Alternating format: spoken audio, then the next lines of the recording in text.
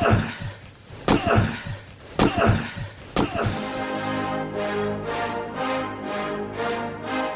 rolls out to the right, pitches off to Taylor, and Taylor's to the 20, down to the 15, down to the 10, 5, 4, 3, 2, 1. Touchdown, Billy Taylor! Touchdown, Billy Taylor! Billy Taylor scored a touchdown from 21 yards out. The crowd goes berserk. It was November 22nd, 1969. That they came to Barry, Michigan, all dressed in maize and blue. The words were said, the prayers were read, and everybody cried. But when they closed the coffin, there was someone else inside. Oh, they came to Barry, Michigan, but Michigan wasn't dead. And when the game was over, it was someone else instead. 11 Michigan Wolverines put on the gloves of gray, and as the organ played the victors, they laid Woody Hayes away. Under center is Wangler at the 45. He goes back. He's looking for a receiver. He throws downfield to Carter.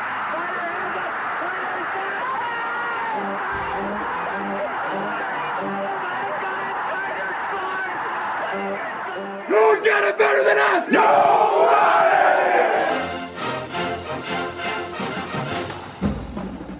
Welcome to the Michigan Man Podcast on Wolverine Sports Radio, a member of the V Sporto Network, and in partnership with SB Nation's Maize and Brew, for Wolverine fans from coast to coast. Go Blue, and welcome to the UConn Visitors Edition of the show. I'm your host, Mike Fitzpatrick. Joining us shortly will be the radio play-by-play voice of the Huskies, Mike Crispino. First, a few of my thoughts to get us going. JJ is the starter. It sure seems like that question has been answered for now. He looked really good against Hawaii, and this Saturday we'll see if he can continue to dazzle against another team that is, quite frankly, not very good. The last winning season for UConn was back in 2010. Since then, it's been a downhill ride. New coaches, going from the American Athletic Conference to independent status, and struggling each and every year just to compete. Jim Mora is now running the show. There is no questioning his NFL and college coaching chops. He is a respected coach on both levels. The rebuilding job in front of him, though, is massive. He has turned to the transfer portal this year and will have to do so next year just to stay competitive. Recruiting has been a disaster for the Huskies for well over a decade. The class of 2023 is ranked 98th right now, so he has a tough job on his hands. This year's team was competitive against Utah State in the opener, then picked up a win at home against Central Connecticut. Then on Saturday, they entertained Syracuse and were trounced soundly. My guest today says just getting better each week is goal number one this season.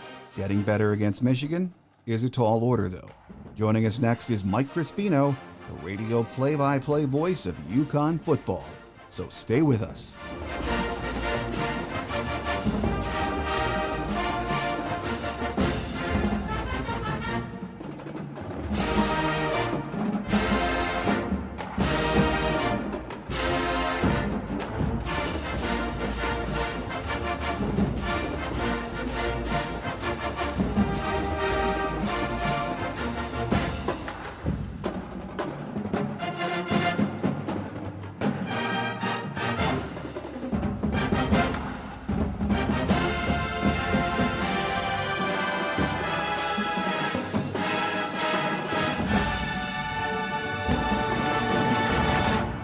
Here with us on our visitors edition of the show this week is radio play-by-play voice of UConn football, Mike Crispino. Mike, it's great to have you with us. Thank you, Mike. I appreciate it. Looking forward to it. Well, it should be a lot of fun. I mean, it's been a while since the Huskies in Michigan played. I think it was in 2013. Michigan traveled there, and check me on this, but I think it was the year the new stadium opened. Yes, it was. It was the biggest crowd ever at Rentschler Field, over 42,000, and they still have photos of it from above the stadium in their hallways at the practice facility, because it was such a great night, and a fabulous atmosphere. That's what UConn would like to get back to. They're playing some quality opponents here as an independent, but you have to bring a quality football team to the field to get your fan base energized and excited, and to get them to come out and support you. And it's been a few seasons since that's happened, so that's where UConn is at. Yeah, it's been a tough slog. I mean, last winning season for UConn football, 2010, and that has to be frustrating for everyone around the program, but now you have a new sheriff in town with NFL and college chops that you can't question his background. Coach Jim Mora, tell us what you think of him so far. Well, Jim is the right guy right now for them. I think he's got, the background and the history and the resume for a football coach on pretty much any level.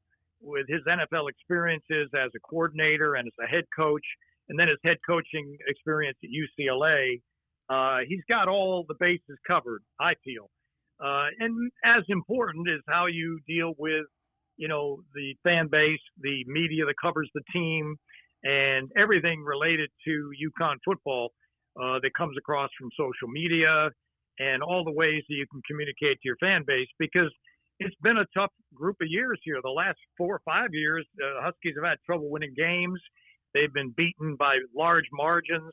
They've become heavy underdogs most weeks. They have put together some good schedules coming up. I mean, obviously a game like this at Michigan, they got to go to NC State, North Carolina State the next week, bring in teams like Fresno State, some of the ACC schools, Wake Forest and Boston College and Syracuse. They're starting to see, as an independent, you can still schedule some marquee games and you can still draw fans and get them excited. But you have to be playing the kind of football that will get people excited, and that's the next step. Absolutely it is. So let's talk about this Huskies team we're going to be seeing in the Big House on Saturday then, Mike. They're 1-2. They lost to Utah State in the opener. Very competitive with Utah State, though, 31-20. Rebounded with a 28-3 win against Central Connecticut at home. And then on the game I got to see on Saturday, they fell to Syracuse 48-14. After 3 games, what would you say about this team? Well, this team is it's a work in progress, to be fair.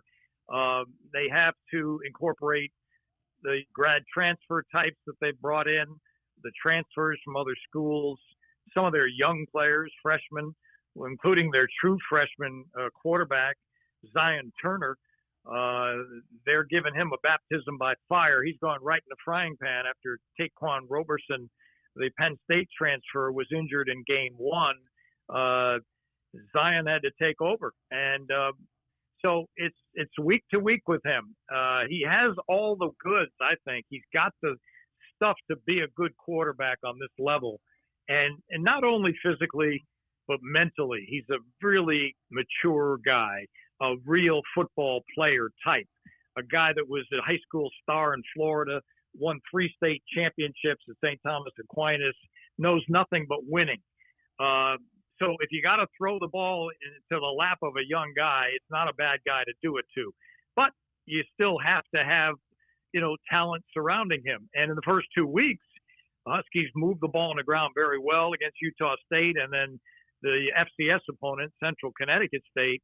And you thought they had the basis of something going that they could rely on the offensive side of the ball, which is important in that you can control the football. You can control the game. UConn in the first 2 weeks, very good on third down conversions. And so they were able to win the time of possession in both of those games. And that's why they were within 1 score at Utah State, a 4-point game with 6 minutes left.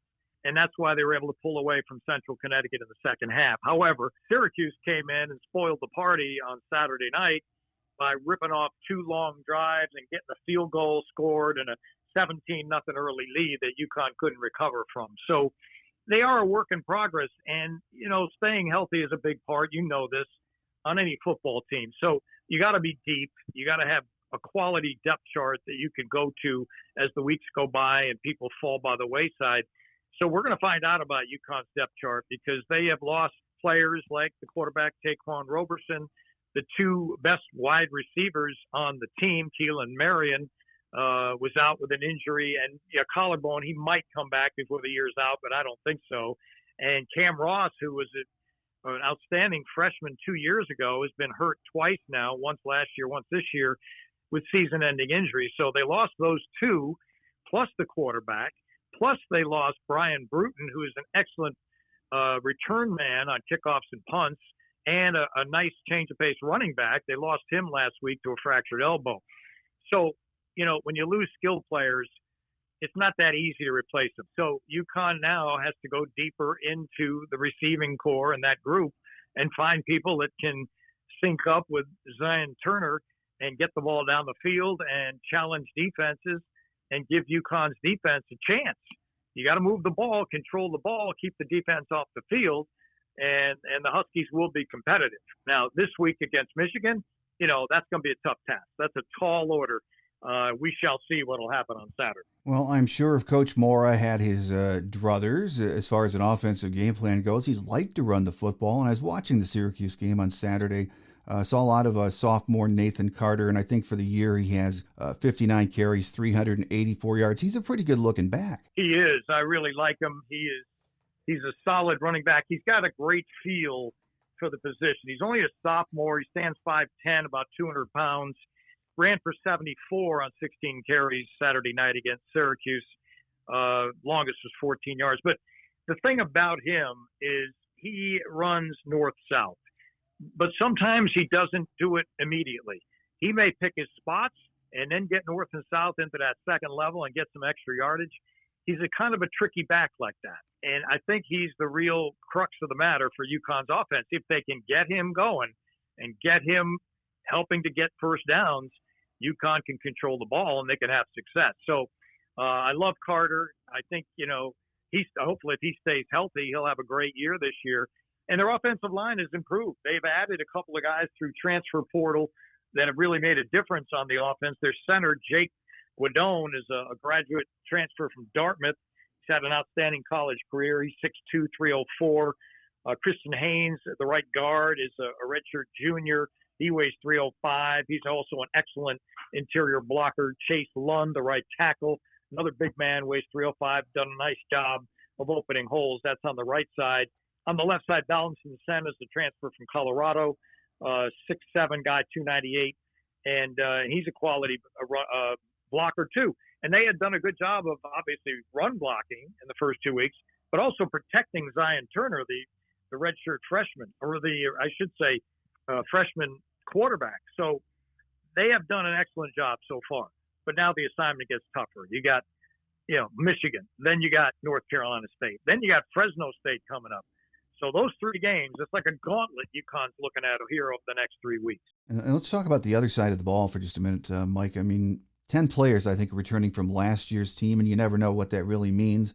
They started 6 or more games. They are giving up just over 27 points a game, I think, so far through the first 3. What are the strengths of this defensive unit that you've seen from them so far, and who are some of the players that have performed well? Well, the linebacking unit is excellent. They got a transfer from Kentucky, Marquez Bembry. He's a grad transfer, 6'2", 240. He's in on a lot of tackles. He'll line up oftentimes like a right end or a left end in a 2-point stance, and he'll put some pressure on the quarterback. Ian Swenson is a senior, excellent tackler. Jackson Mitchell's probably their best linebacker and their most productive tackler. He's a junior, 6'2", 230 kid. And a transfer, they got Brandon Boyer Randall as well, has been playing a lot at the right outside linebacker. So their linebacker core is their strength, I would say. They play a 3-4 generally. They're going to lose Colin McCarthy this week, the sophomore left tackle who's had an excellent start to the season, but he is out with a calf injury, unable to play. But they'll bring Sequoia McDuffie, who's a redshirt junior, in his place, and he's had some pretty good days for UConn in the first 3 weeks. Dalmont Gordine is the nose tackle. He's pretty tough. He's a redshirt sophomore. And Eric Watts is a junior, big man, 6'6", 270. He puts some heat on from the right tackle position. So I like the front 7. I think that, the secondary is got some good players, but without pressure on the quarterback last week for Syracuse, they were shredded on a lot of plays downfield, and it hurts. Garrett Schrader is an excellent quarterback for Syracuse, capable runner. He ran for, I think, what did he run for, 70 yards or something like that. Yeah. He also threw for 287. He counted for 5 touchdowns, so he's legit. And UConn wasn't able to get the kind of pressure you need to get on a guy like that and contain him enough to really create issues for the Syracuse offense. They were able to score 7 of the 8 times they had the ball to start the game through the first 3 quarters. That's why things got out of hand. So, the way it works. If secondary guys have to cover for an extra second or 2, receivers are going to come open. And UConn secondary's got some good quality players. I like their safeties. Malik Dixon-Williams and Durante Jones are both sophomores. Caleb Anthony's another sophomore, and Trey Wortham is a senior. I do like the quality of their secondary, but without pressure on the quarterback, quarterbacks having time to throw is always a problem. I don't care who's in your secondary. Well, Mike, UConn left the American Athletic Conference in 2020, I think it was, and became an independent. Is there any thought UConn's going to try to find a conference affiliation, or is staying independent what the future holds? I think it's not up to them. I think they'd love to go to a conference, right? I think the ACC, if I'm not mistaken, has 13 schools right now. You can double check me on that. I don't know what the ACC is going to do. People keep saying, well, Clemson's going to leave, Florida State's going to leave, Miami's going to leave. But with the contract, the way it's written in the ACC, the rights to those schools and their games would stay with the ACC network basically forever. So if you wanted to bring Clemson into the SEC, let's say, or Miami or Florida State, you couldn't televise their games. Those rights would be controlled by the ACC. So that's why I think Clemson, Florida State, Miami are going to stay in the ACC. Question is, will the ACC want to add some schools to round out a 16 school roster, make 2 8-team divisions, and will it help them in terms of the TV contracts that are out ahead in the future? That's really the question. UConn could add, obviously, an excellent basketball program. They got a great baseball program. It fits right in with ACC baseball. The football program, I believe, will be turned around here in the next year or two with Jim Mora, so they'll be competitive. And the women's basketball team is a nationally renowned team with 11 national championships. So there's a lot about UConn sports that fits and would work if you're the ACC. The question is, are the members of the ACC going to want to divide their money up? I mean, greed drives college sports, right? Yeah. 40 million, and someone says, well, we're going to give you 35 because we're going to bring UConn in and give them some money. I don't know. Some of these schools, I think they're driven by greed and they're driven by their self-interest, and they don't really care about, if we got 16, 15, 14, or 13 schools playing in our conference. Well, amen to that. We'll see how that all plays out. Things are changing rapidly, as we always know, so we'll have to keep an eye on it. Final question before we let you get away, Mike. UConn, of course, is coming into Saturday's game. Big underdogs. Coach Mora is going to have them ready to go, though. But from a UConn perspective, I know the goal is always to win. That's why you show up. But what would you say the team would want to accomplish this week against Michigan to show progress? I think they've got to compete. They can't let Michigan run up and down the field, and score at will, rip off some long drives. They got to limit long plays, big gainers.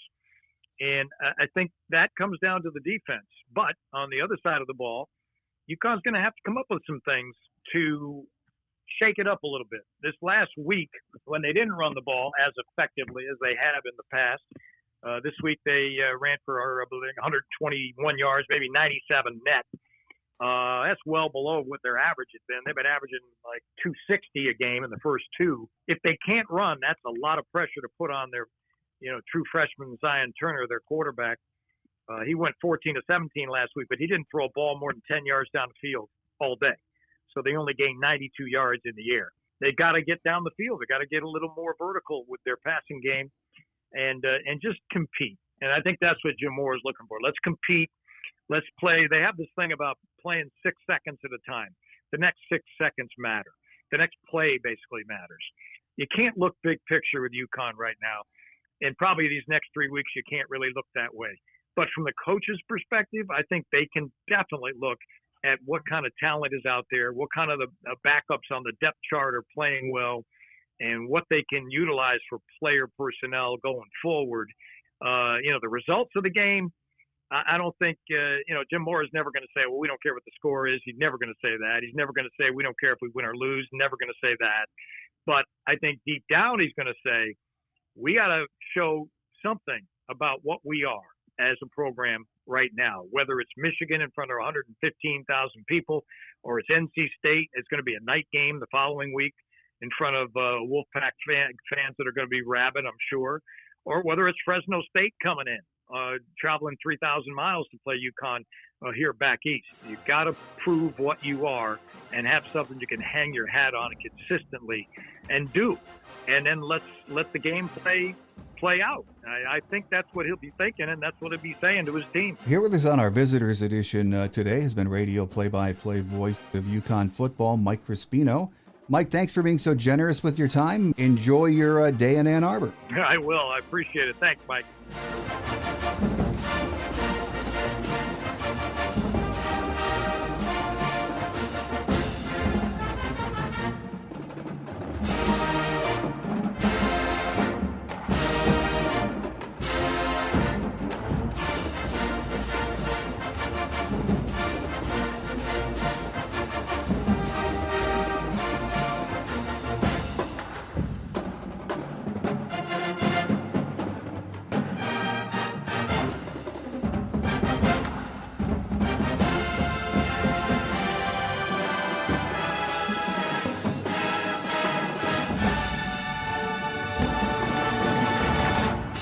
On Quick Hits today, no injury updates to pass along. We'll just wait until Thursday's show and update you at that time. We might have more news. Saturday's performance by JJ was what most Michigan fans were expecting. As Jim said after the game, pretty close to perfect. It will be fun to see him play an entire game this Saturday, if that's what happens. If the game goes to script, we'll probably see Cade get some action too, which is a good thing. It's never bad to have two good quarterbacks and have them both ready to go. So the question I ask myself after 2 weeks is, what have I learned about this Michigan team? I suppose I've learned that JJ is electric, as advertised, as we thought he could be, that we have plenty of backs to run the ball, and that we can stretch the field to our deep receiving crew with JJ's arm. The offensive line has been good too, but they need to get better. The defense has surprised me. I knew we had plenty of talent, but just wasn't sure how it would come together. It sure looks like we have plenty of guys who run to the ball, and yes, we can get pressure on the quarterback even without blitzing, which is always a good thing. So far, I've learned we have the tools we need to compete for a Big Ten title. We just have to get better each and every week, and as Jim says, stay healthy. On Thursday's show, my guest will be one of our favorites, Chris Ballas from the Wolverine. We'll get his thoughts on JJ and just how good he thinks this team can be. As always, Chris will tell it like it is. So make sure you join us. That will do it for this week's Visitors Edition. Thanks again to UConn radio play-by-play voice Mike Crispino for being our guest. Have a great Wolverine week, everyone. I'm your host, Mike Fitzpatrick. Until we meet again, take care, and as always, go Blue. Thanks for joining us today on The Michigan Man, here on Wolverine Sports Radio, a member of the V-Sporto Network, and in partnership with SB Nation's Maize and Brew. Our listener lines are open 24/7 for your calls at 313-263-4842. That's 313-263-4842. Or email us at themichiganmanpodcast@yahoo.com. That's themichiganmanpodcast@yahoo.com. The Michigan Man Podcast is produced at the studios of Robin Lynn Productions, Allen Park, Michigan, and is not affiliated with the University of Michigan. Go Blue!